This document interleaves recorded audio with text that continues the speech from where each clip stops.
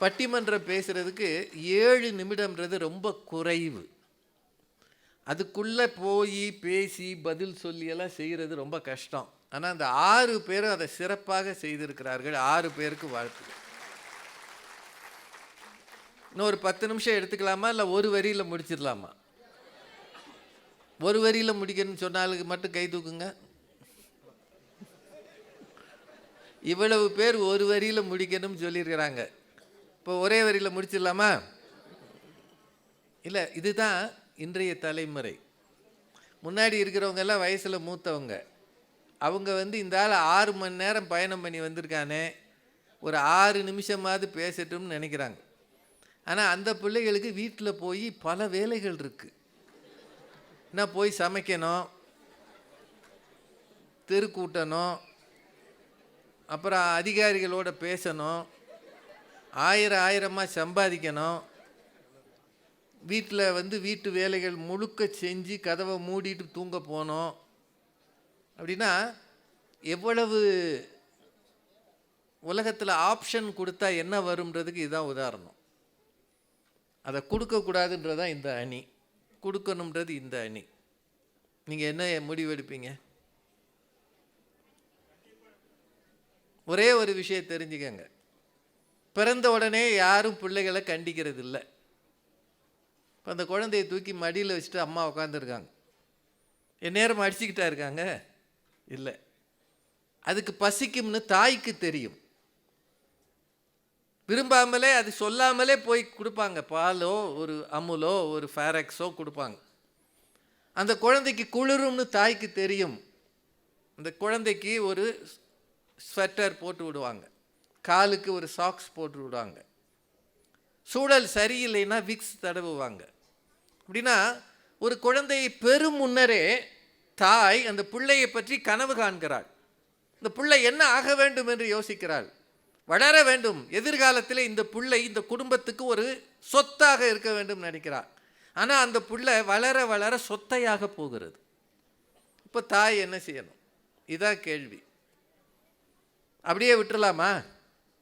நம்ம கண்ணெதிர தவறு நடக்கிறது என்று தெரியும் போது அமைதியாக போவது தான் சரியா? உங்கள் எல்லார்ட்டையும் திரும்பவும் சொல்கிறேன், எப்போ கண்டிக்க ஆரம்பிக்கிறோம்? 6ஆம் கிளாஸ் படிக்க ஆரம்பிக்கும் பிறகு பெரும்பகுதி எப்போ பிள்ளைகள் சுயமாக தவறு செய்ய நினைக்கிறார்களோ. இப்போ உங்களுக்கெல்லாம் ஸ்கூலில் 8:30 மணியா? இங்கே எப்போ ஸ்கூலு? 8:30 மணி. 8:30 மணிக்கு போகணுன்றது கண்டிப்பாக கனிவா? இப்போ ஒரு ஸ்கூல் இருக்குன்னு வைங்க, இங்கே 8:30க்கு வரலாம், 9:30க்கு வரலாம், 10:30க்கு வரலாம், விருப்பப்படி வரலாம். அப்படின்னா அது பேர் பள்ளிக்கூடமா? இப்போ 8:30 மணினா 8:30 மணிக்கு போகணுன்ற கண்டிப்பு இருக்கணுமா இருக்கக்கூடாதா? சொல்லுங்கள். இப்போ 8:30க்கு ஸ்கூலுக்கு போகணும்னா நீங்கள் எப்போ வரணும்? எழுந்திருக்கணும். ஒரு குறைந்தது 6:30க்காவது எழுந்திருக்கணும். 6:30க்கு எந்திரி, நீ 8:30க்கே எந்திரி அப்படின்னு ஒரு அம்மா சொல்லுவாங்களா? சொன்னாங்கன்னா அது குடும்பமா? அது குடும்பமா? அதுக்கு பேர் தாயா? அப்படி போகிற ஒரு பிள்ளைய அப்பா, இப்போ தெரு முனையில் ஒரு பையன் 10th படிக்கிற பையன் ஸ்மோக் பண்ணிக்கிட்டு இருக்கான்.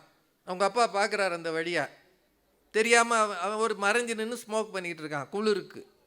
அப்பா பக்கத்தில் தம்பி, புகைப்பிடிப்பது உடல் நலனுக்கு கேடு, இது உயிரை குடிக்கும், நீ புகைப்பிடித்தால் செலவாகும் அப்படின்னு சொன்னாருன்னு இந்த சொல்கிறாங்க. இந்த இவங்க சுப்ரியா மாதிரி ஆளுங்க, நாம் கனிவு காட்டியே வளர்க்க வேண்டும். அவங்க சொல்கிறாங்க அமெரிக்காவில் பிள்ளைகளை அடிக்கிறது இல்லைன்னு. அமெரிக்காவில் அப்பா அம்மா பேசினாலே 911 ஒரு நம்பர் இருக்குது. நான் அமெரிக்கா பள்ளிகளுக்கு போய் பார்த்துருக்குறேன். நம்பரை அமுக்கிடுவான் 911. போலீஸ் நீ என் பிள்ளையை திட்டினையான்னு கூட்டிகிட்டு போயிடும். அந்த கலாச்சாரம் வேறு. அதனால தான் அங்கே பள்ளிக்கூடத்துக்கு போகிறவன் துப்பாக்கி எடுத்துகிட்டு போகிறான், திடீர்னு ஷூட் பண்ணுறான். அந்த கலாச்சாரம் இங்கே வேணுமா? அங்கே 16 வயசு வந்த பிள்ளைய அப்பா அம்மா தனியாக விட்டுருவாங்க. 16 வயசுக்கு மேல் ஒரு பிள்ளைக்கு எந்த செலவும் பெற்றோர் செய்ய மாட்டாங்க. இங்கே கல்யாணம் பண்ணி வர வரைக்கும் அப்பா அம்மா தான் செய்கிறாங்க. நல்ல பொண்ணாக பாருன்றான் அவன், இல்லை நான் பார்க்குற பொண்ணை கட்டி கொடுன்றான். அப்படின்னா எப்போது நீங்கள் இஷ்டத்துக்கு விடுகிறீர்களோ அப்போது இந்த சமூகம் ஏன் தெருவில் சிக்னல் வைக்கிறோம்? ரெகுலேஷன்றது இருந்தாகணும். சிக்னலே வேண்டாம், இப்படியும் போ அப்படியும் போ அப்படின்னா என்ன வரும்? என்ன நடக்கும்? விபத்துகள் தான் நடக்கும். கண்டித்ததால் ஹிட்லர் கெட்டு போனார்னு ஐயா சொன்னாங்க. அவர் ஒரு இனத்தின் மீது கொடுங்கோன்மை வைத்தார், ஒரு இனத்தை அழிக்கணும்னு பார்த்தார். ஆனால் அந்த ஹிட்லர் ஜெர்மானியர்கள் ஒத்துக்கொண்ட தலைவராக ஆனார்ன்றதையும் மறந்துடக்கூடாது. முதல்ல ஜெர்மனுக்கு தலைவரானார், அதிபரானார். ஜெர்மானியர்கள் இன்றைக்கும் ஹிட்லரை கொண்டாடுறாங்க. உலக வரலாற்றில் ஒரு 100 பேரை எடுத்துக்கொண்டால் அதில் ஹிட்லர் மேலே இருக்கிறார். அதான் வரலாறு. இந்தியா டுடே மேகசினில் ஒரு போட்டிருந்தாங்க, டைம் மேகசினில் போட்டிருந்தாங்க, உலகம் இன்றைக்கு அங்கீகரிக்கிற ஒருவராக ஹிட்லர் இருக்கிறார். கனிவு இருக்கக்கூடாது என்று சொன்னால் நம் பிள்ளைகளை நாமே வெறுப்போமா? இப்போது நம்ம சாப்பாடு கேட்குறோம், அம்மா சாப்பாடு போடாமலாம் இருக்காங்க, பட்னியாக போ, எக்கேடு கட்டும் போ. நம்ம எக்ஸ்கர்ஷன் போகணும், காசு கேட்குறோம், அப்பா தராமலாம் இருக்கிறார். தீபாவளிக்கு ட்ரெஸ் வாங்காமலாம் இருக்கிறீங்க, வாங்கியிருக்கீங்களா இல்லையா? நான் எனக்கு மட்டும் வாங்கிக்குவேன், பிள்ளைகளுக்கு வாங்க மாட்டேன்னு சொல்கிறாங்க. ஆனால் ஒரு விஷயம் நினைவில் வச்சுக்கோங்க, கண்டிப்புக்கும் அன்புதான் காரணம் சொன்னாங்க பாருங்க. அது அருமையான வரி. அது அறத்திற்கே அன்பு சார்பென்ப அறியார், மரத்திற்கும் அஃதே துணை. அடிக்காத ஆசிரியர்கள் இன்றைக்கு இருக்கிறதுனால தான் சமூக குற்றங்கள் பெருகி இருக்கிறது. கண்டிக்காத பிள்ளைகள் ஒரு நாளும் சரியான பாதைக்கு போக மாட்டார்கள். மகாத்மா காந்தியினுடைய தந்தையை பற்றி அவர் சொல்வார், மிக கடுமையானவர், அவ்வளவு கோவிச்சுப்பாராம், பயந்து பயந்து பிள்ளைகள் வளர்ந்திருக்கிறார்கள். மோதிலால் நேருவை பற்றி சொன்னாங்க, தலைவர்களாக அவர்களெல்லாம் வந்ததுக்கு காரணம் என்ன? இளமையிலேயே வழிகாட்டிய, கடுமையாக அவர்களை நடத்திய குருகுலம் அப்படின்னு ஒன்று இருந்தது ஒரு காலத்தில். அங்கே ஆசிரியருக்கு அத்தனையும் செய்யணும். என் சரித்திரம் என்று ஊவேசா ஒரு நூல் எழுதியிருப்பார். மிக கடும் தண்டனைகள் இப்படியெல்லாம் இருந்தது ஒரு காலம் இருந்தது.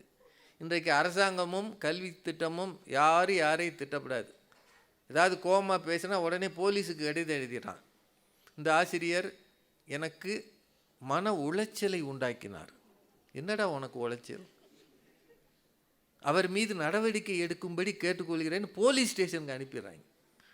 சத்தம் போட்டு பேசினா அவங்க சொன்னாங்களே இந்த அருவாளை எடுக்கிறது, அது சில மாவட்டங்களில் கலாச்சாரமாகவே போச்சு. ஏண்டா படிக்கலைன்னு கேட்ட ஒரு ஆசிரியரை அருவாளை வச்சு வெட்டிவிட்டான் போன மாதம்.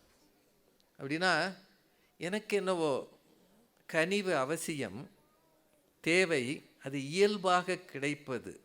ஆனால் இந்த தலைமுறை பெற்றோர் ஒரு புள்ள 2 பிள்ளைன்னு வந்த பிறகு கோபிச்சுக்கிறத விட்டுட்டாங்க. அந்த காலத்தில் 5-6 பிள்ளை இருக்கும்போது அடித்து நொறுக்குவாங்க. ஒத்த புள்ள அவனை என்ன செய்கிறது? நீங்கள் கண்டிக்கவில்லை என்றால் பின்னாளில் காவல்துறை கண்டிக்கும்படியாக ஆகிவிடும்.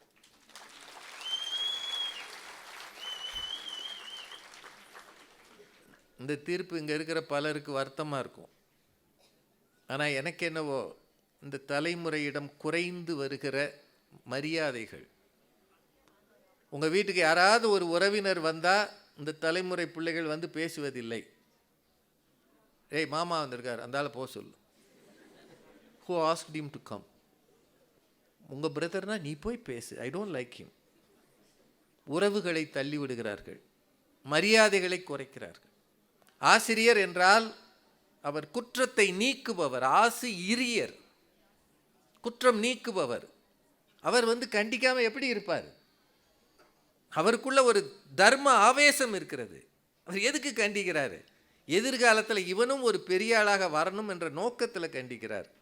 அதனால் எனக்கு என்னவோ கனிவு காட்டுங்கள், ஆனால் கொஞ்சமாவது விழிகளிலாவது கண்டிப்பு காட்டாத பெற்றோரும் ஆசிரியரும் பிள்ளைகளின் எதிர்காலத்துக்கு உதவ மாட்டார்கள் என்று எனக்கு தோன்றுகிறது. என்னை பொறுத்தவரை பிள்ளை வளர்ப்பில் அன்பும் தேவை, அற உணர்வோடு கூடிய கண்டிப்பும் தேவை. கண்டிப்பே இன்றைய தலைமுறையை உருவாக்கும் போதைப்பொருள், மோசமான படங்கள், நம் கையில் இருக்கிற மொபைல் மூலம் தேவையற்ற உறவுகள், தொடர்புகள், விளையாட்டுகள், குரூர சிந்தனை, வக்ர புத்தி அத்தனையும் இந்த மொபைல் கொண்டு வந்து தருகிறது. இதை பார்த்துவிட்டு அமைதியாக இருந்தால் நீங்கள் உங்களுக்கு மட்டுமல்ல சமுதாயத்துக்கே துரோகம் செய்கிறீர்கள் என்ற அர்த்தம். அதனால் பொறுப்பை உணர்ந்து கொண்டு வயதானவர்கள், பெற்றோர்கள், பெரியோர்கள் கண்டிக்க பாருங்கள். அதுதான் அடுத்த தலைமுறையை உருவாக்கும் என்று சொல்லி நீலகிரி மாவட்ட நிர்வாகத்துக்கும் இருந்து கேட்கிற உங்களுக்கும் நன்றி கூறி வணங்கி விடைபெறுகிறேன். நன்றி, வணக்கம்.